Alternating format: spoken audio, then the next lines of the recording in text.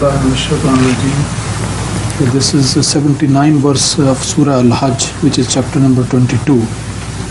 It's here. A'udhu billahi minash shaitanir rajeem.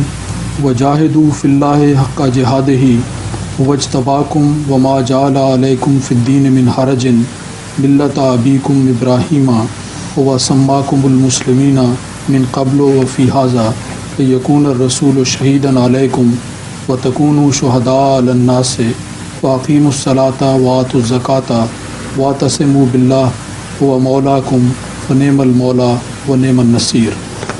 Huzoor, could you kindly enlighten us about the difference between Shahadat al-Rasool and Shahadat al-Nas? Hazrat, he wants to know the difference between Shahadat al-Rasool and the Shahadah or the witness of people and Nas. You know, this Shahadah can have many different meanings. One of the meanings is to stand guard over their behavior and their conduct. And the other is to witness for somebody's actions and deeds. If somebody is evil, one would stand witness to his evil. If somebody is good, one can stand witness to his goodness. Right?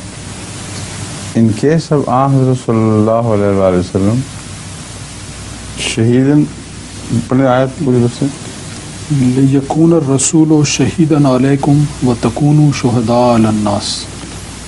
علیکم سے مراد نبی ہے نا. مِلَّةَ أَبِيكُمْ إِبْرَاهِيمَ وَسَمَّاكُمُ الْمُسْلِمِينَ مِنْ قَبْلُ وَفِي هَذَا لِيَكُونَ الرَّسُولُ شَهِيدًا عَلَيْكُمْ وَتَكُونُوا شُهَدَاءَ عَلَى النَّاسِ. The point is, who is addressed here? As I understand, this verse addresses the prophets. And the prophets have this quality of being responsible for the deeds, the views, etc. of the people while they live. They will not let them go astray. The meaning of this verse can be understood with reference to Hazrat Isa alayhi salam's answer to God. Kuntu alayhim shahidam ma dumtu fihim falamma tawaffaytani kunta anta raqib alayhim. That shows that shaheed here is applicable to all the prophets of Allah, and each prophet is shaheed. That is, he watches his people, he sees to it that their views are on the right path, their beliefs are correct, and they do not invent new religions or sects while the Prophet lives. So this is shaheed. But when he is not there, he can't be shaheed. Ahmad sallallahu alayhi wa sallam, in that respect, as mentioned in the verse, is shaheedan ala haulai, over all the prophets of Allah. But we know that he did not share their times. Their ages were different. How could he be shaheed over all the prophets of Allah? This can be understood only in the sense that the teachings of all those who claim to be prophets, when applied to the touchstone of Ahmad sallallahu alaihi wasallam's teaching, if they are proved to be right, if they are in accordance with the teachings of the Hazrat Muhammad Rasulullah, then they are right. And the prophets will be all right. If they are against the teachings of Muhammad Rasulullah, then those prophets could not be right. So in that way, Ahmad sallallahu alaihi wasallam would be shaheedan over all the prophets of God. And this also is the meaning of Khatam al-Nabiyyin. Because a Khatam is the one who says, yes, you're right, and no, you're wrong. So that imprint of his mohr, of his Khatam, over the teachings of all the true prophets, is a sign that these prophets were from God. And the second meaning is that when whenever a teaching of a prophet is interpolated by man and changed, while Hazrat sallallahu alaihi wasallam was teaching, that is the Quran, and those of Sahih Hadith which are not changed, if that teaching is applied to this, the Quran and the true Hadith, one can judge from that application which of the teachings of old prophets were right and which were wrong. So in that way he stands witness to the teachings, that this part tallies with the Quran, this has to be right. This part is against the Quran, so it has to be wrong. The proof that this claim is correct lies in the fact that whenever you compare the old teachings of any prophet with that of the Quran and the sayings of Muhammad Rasulullah sallallahu alaihi wasallam, all the absurdities which we know to be scientifically wrong and rationally wrong, when applied to the teaching of the Quran, they fall, they drop, they stand no witness in their favor. And they are falsified because the Quran either rejects them or does not mention them at all. So they have no supporter in their favor.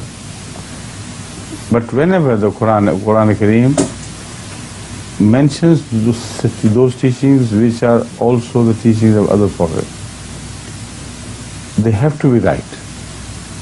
And your rational appraisal of these teachings will tell you that they are right.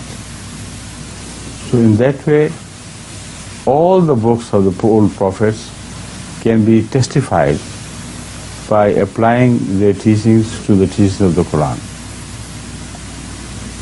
So Hazrat sallallahu alaihi wasallam stands out among all prophets as the witness whose testimony would either pass the teaching of a prophet or fail the teaching of a so-called prophet. Got it? The second implication of this verse is that we consider Ahmad sallallahu alaihi wasallam to be shaheed ala ummah, and Hazur's ummah to be shaheed over all other ummahs. This is the apparent meaning, but how could he be shaheed over the ummah while he is not there? The same question will arise again. How could he be shaheed over the prophets if he is a shaheed over prophet? Because the same thing is said in another verse, that he is shaheedan over all the prophets. So that is why I applied this meaning to this verse as well. The question again arises as to how could Rasulullah sallallahu alaihi wasallam be shaheed over an ummah which continues to move away from him in time, and he is not all the time present. This verse is misinterpreted by some of the Muslim sects who in fact transgress against the unity of God by making Ahmad sallallahu alaihi wasallam appear as if he is present all the time, watching his ummah wherever they are. So this verse is very important from this respect. That is why once in my sermon of Friday, I addressed only on this verse.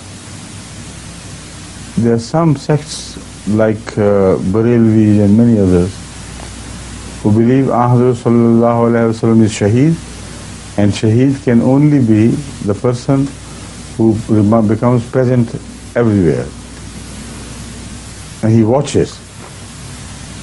Some Shia scholars have also supported this view, and they do not only make Ahmad sallallahu alaihi wasallam shaheed, but also Hazrat Ali radhiyallahu ta'ala anhu as shaheed over all the ummah. And the Aimma also are attribute the same powers which are only possessed by God, are being present everywhere. So I don't know whether you intentionally chose this verse or it so happened that this is a very important verse which has to be discussed in detail. The first meaning is clear. I made it clear that the Quran speaks of Hazrat sallallahu alaihi wasallam as shaheed over all the prophets. If this verse is also taken to mean that, then it's all clear what I've made. It's all clear, I think, after what I have spoken on this verse. But now I'm taking up this second meaning. How could Hazrat sallallahu alaihi wasallam be shaheed over the ummah? He cannot be shaheed over the ummah after his demise, like Jesus said to God, "Ma dumtu fihim falamma tawaffani." The same principle will be applied to Hazrat sallallahu alaihi wasallam. So either we have to return to his time and take our cue from him and his followers, or to translate this verse differently. The first meaning which I have referred to is that while Hazrat sallallahu alaihi wasallam lived, while his people got their instruction directly from him, whatever he said in his lifetime, whatever was practiced during his lifetime under his eyes, that was true Islam. And that was Shahadah. Whatever people invented later on was wrong, because Hazrat sallallahu alaihi wasallam could not be called shaheed over things which he did not watch. So things appeared after Hazrat sallallahu alaihi wasallam when he was not there. Those things were bid'ah and bidat and many other wrong interpretations of the Quran and hadith, and something having gone wrong with the belief of the people and the acts of the people. For that, Hazrat sallallahu alaihi wasallam is not shaheed. And the proof of that is that Hazrat sallallahu alaihi wasallam himself informs us that while he will be by the side of Kausar, he will see some of his companions being driven away towards hell. Hazrat sallallahu alaihi wasallam would protest, sort of, and say, "Ashabi, ashabi. O angels, why are you driving them to hell? They are my sahaba."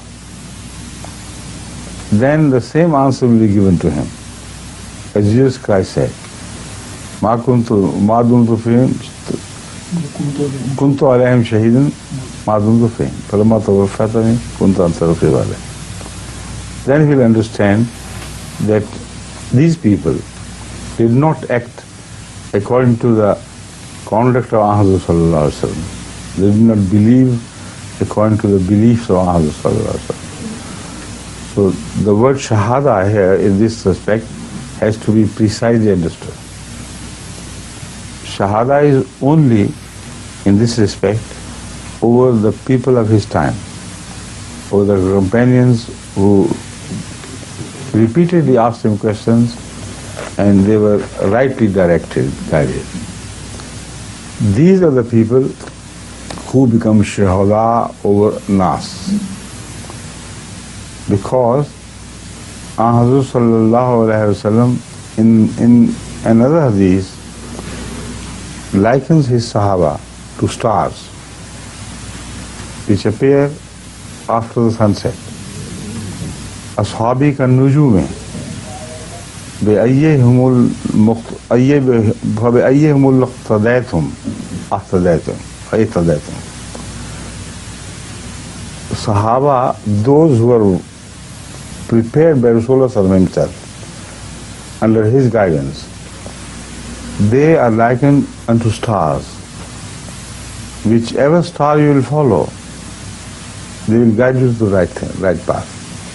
because they were trained by Ahmad sallallahu alaihi wasallam. So there should not be any row over which Sahabi to follow. If you're a true Sahabi, you follow him, you're safe. So this is the meaning of the Ummah being shaheed over others. Ahmad sallallahu alaihi wasallam was shaheed over his people while he lived. They became shaheed over all the rest of the people who had learned from Ahmad sallallahu alaihi wasallam, not the other Ummah as a whole. And there is a third possibility to which I will return after the translation, please. The third meaning of the same verse is a generalized statement regarding all the Muslims being shaheed over all the rest of the people. Because here the word an-nas is used, I remember. Yes. وَتَكُونُوا شُهَدَاءَ عَلَى النَّاسِ. يَكُونُوا شُهَدَاءَ عَلَى النَّاسِ. This will mean that all the Ummah, for all the times to come, is shaheed over all the people. Now this meaning is very similar to the first meaning which I mentioned. And this similarity led me to believe that this verse applies in that sense, that Quran Kareem is a shaheed over all the books of the people. And the conduct of Holy Prophet Muhammad Rasulullah is the conduct which would judge the goodness or badness of all the people to come. So in this respect, Ummat Muhammadiyya is made responsible to watch over the beliefs and conducts of all the people of the world, and to tell them where they are wrong and tell them where they are right with regards to the Quranic teachings and the practices of Ahmad sallallahu alaihi wasallam. This means that their jihad, this is the jihad which is mentioned earlier.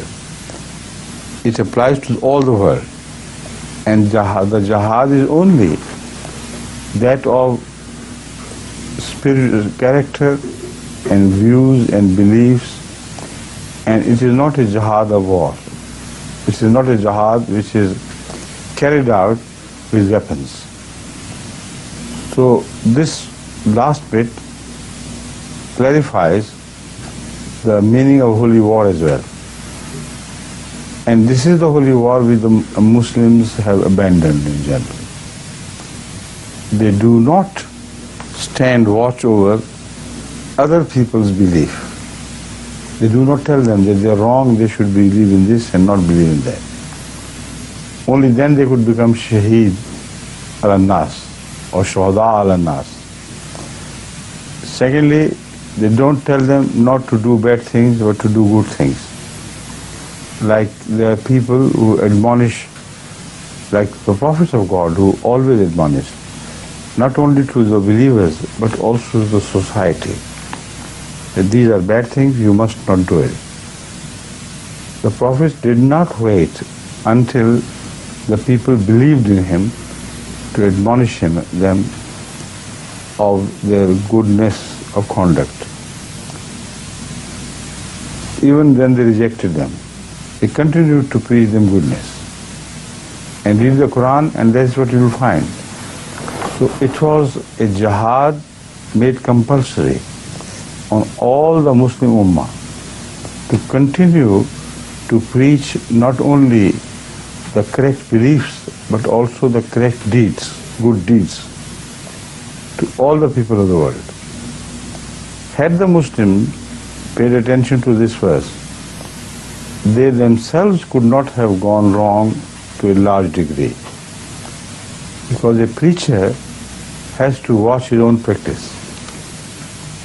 Nobody among the Muslims had a right or could have a right to tell others not to tell lies while he himself lied and all the Ummah lied, not to become corrupt while he himself became corrupt, not to cheat others while he himself cheated others. So if the Ummah is made shaheed, it automatically follows that this ummah is of good conduct. And it will remain shaheed as long as it is of good conduct. When it loses goodness of conduct, then it loses also the entitlement to the word shaheed.